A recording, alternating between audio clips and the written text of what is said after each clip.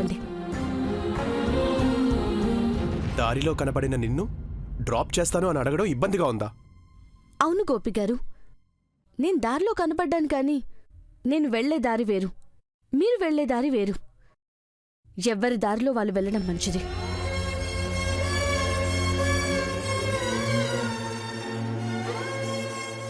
చాలు గోదావరి, ఏది మంచో ఏది చెడో నాకు బాగా తెలుసు. వచ్చి కారెక్కు. తెలిస్తే ఇలా కార్ ఆపి ఎందుకు ఇలా రోడ్ మీద సీన్ క్రియేట్ చేస్తున్నారు?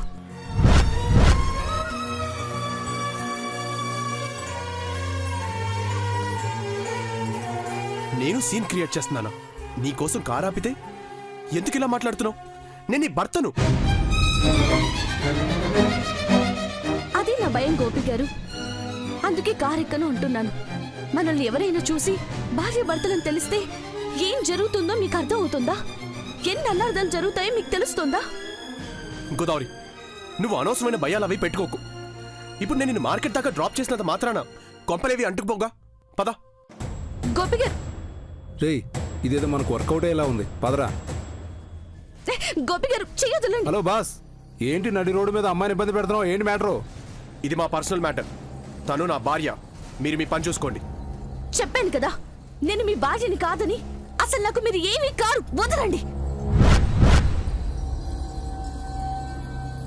ఏంటి బాస్, నువ్వు భార్య అంటున్నావు, పాప మా అమ్మాయి కాదని అంటుంది ఏంటి? కహానీలు కానీ చెప్తున్నావా? చూడండి, ఇది మీకు అనవసరమైన విషయం. ప్లీజ్ వెళ్ళండి. మాకు చాలా అవసరం గానీ తప్పుకో తమ్ముడు.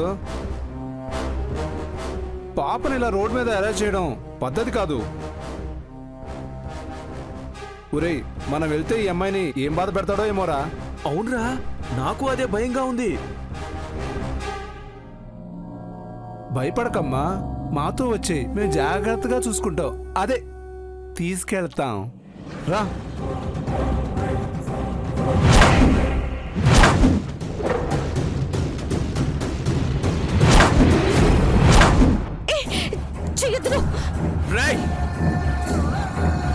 ఏంట్రా వాగుతున్నారు? వాగటం ఏంట్రా? నీ కారు ఎక్కరంది, మా బైక్ ఎక్కించుకుంటావు, మధ్యలో నీదేంట్రా? యూ ఇడియట్స్, ఇంకొక మాట మాట్లాడితే మీ ప్రాణాలు తెస్తా.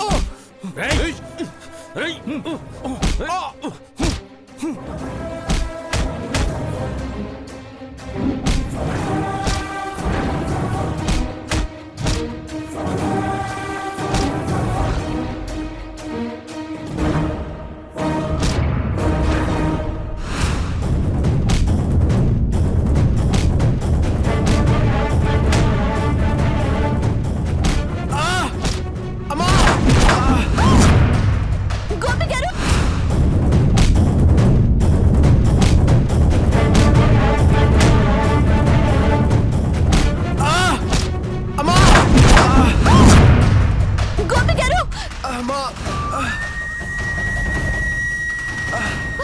గారు, గోపి గారు, గోపి గారు, అయ్యో అయ్యో.